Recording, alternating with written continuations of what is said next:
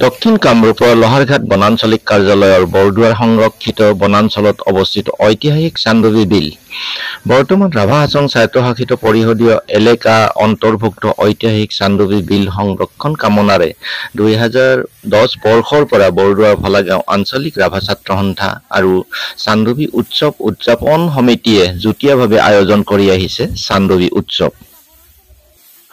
সমাগত 2025 বৰ্ষৰ 1 জানুৱাৰীৰ পৰা 5 দিনীয়া কাৰ্যসূচীৰে উদযাপন কৰিব চান্দৱী উৎসৱ।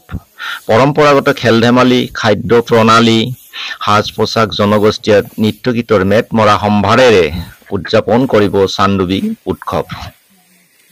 চান্দৱী উৎসৱ উপলক্ষে 15 ডিচেম্বৰ দেওবাৰে বৰদুৱাৰ ভলাগাঁও আঞ্চলিক ৰাভা ছাত্ৰ সন্থা, চান্দৱী উদযাপন সমিতি, বৰদুৱাৰ ভলাগাঁও আঞ্চলিক ৰাভা মহিলা পৰিষদ, বৰদুৱাৰ ভলাগাঁও আঞ্চলিক 6ষ্ঠ অনুসূচী দাবী সমিতিৰ বিষয়ববীয়া সদস্যসকলে উৎসৱৰ বাকৰিত সমূহীয়াভাৱে শ্ৰমদান কৰে।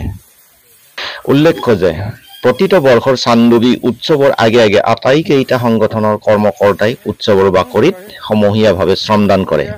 এইবাৰো চান্দৱী উৎসৱে 15টা বৰ্ষত ভৰি দিছে।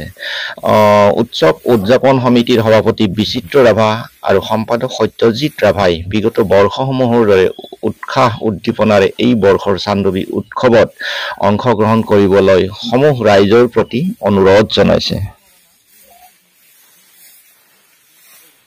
চান্দৱী উৎসৱৰ প্ৰস্তুতি চলি আছে। আজি আমাৰ বিভিন্ন উপসমিতিসমূহ লগ হৈ শ্ৰমদান কাৰ্যসূচী কৰা হৈছে আৰু সমূহ অসমবাসী ৰাইজক মই আহ্বান জনাম যে চান্দৱী উৎসৱ 2025 1 জানুৱাৰীৰ পৰা 5 তাৰিখলৈকে অনুষ্ঠিত হ'ব। এই উৎসৱত সকলোৰে যাতে অংশগ্ৰহণ কৰে তাৰ বাবে আমি আহ্বান থাকিম।